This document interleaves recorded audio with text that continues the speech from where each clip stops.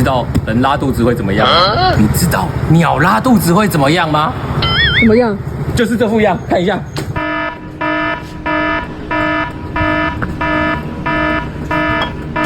天哪，这车也太惨了吧！啊，所以这台车来找你要干嘛啊？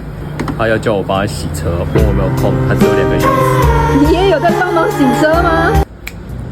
VIP 就该有 VIP 的服务。如果你也想成为 VIP，我在这边等你来帮你做服务。